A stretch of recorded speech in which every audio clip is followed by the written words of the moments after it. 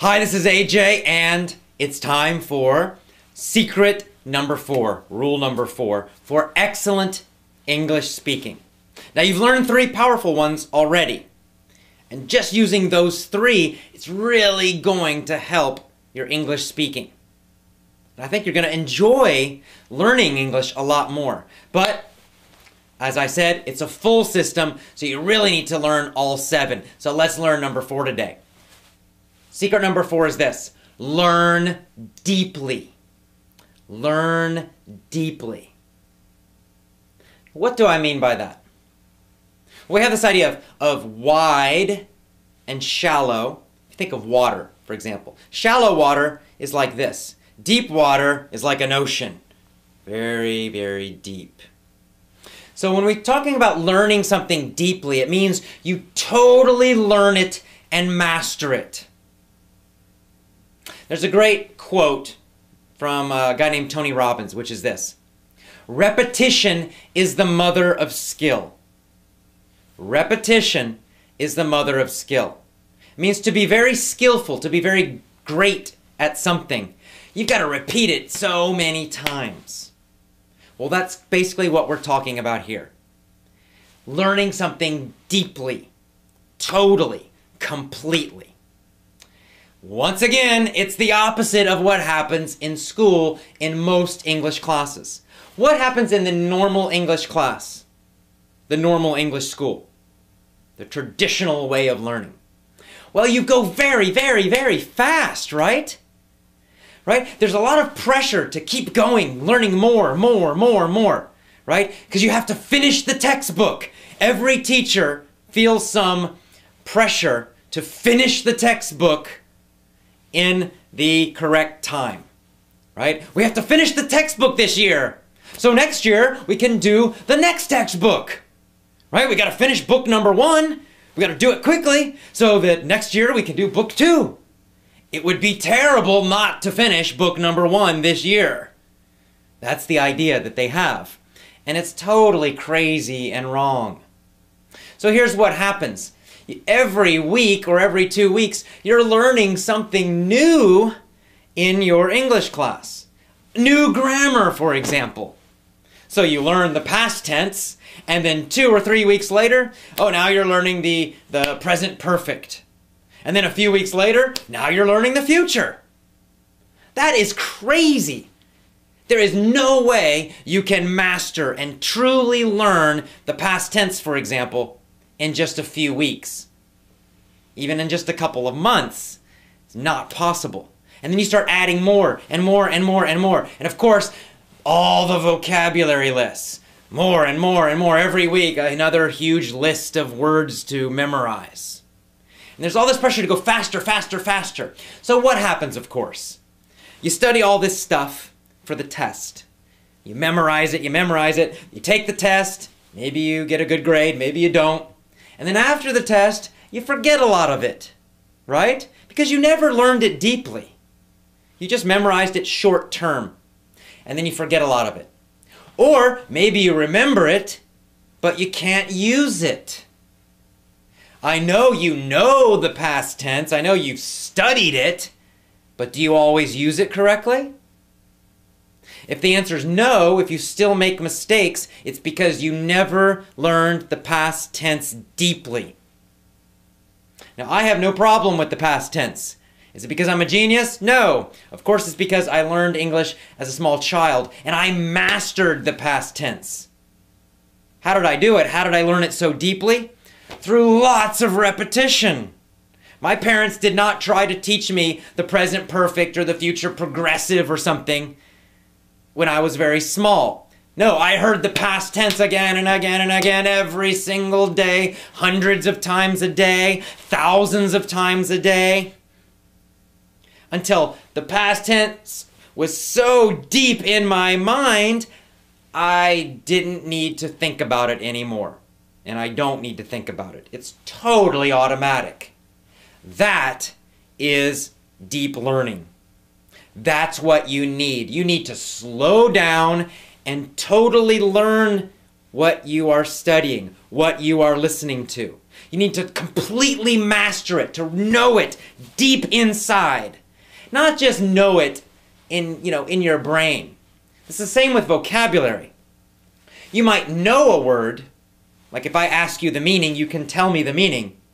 But can you use it instantly in a conversation, a real conversation? If I say it in a conversation, do you instantly and automatically understand it completely?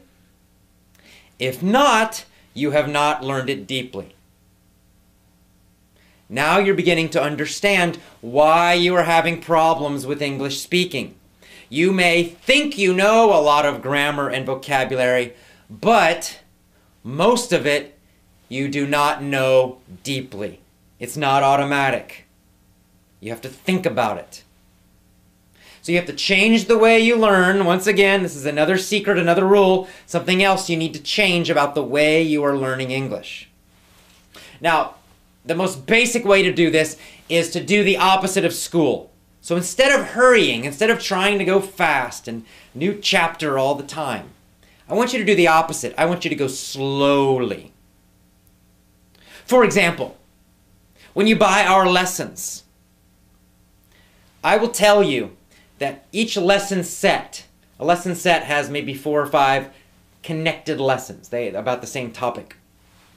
I will tell you that you must study that one lesson set at least 10 days to 2 weeks.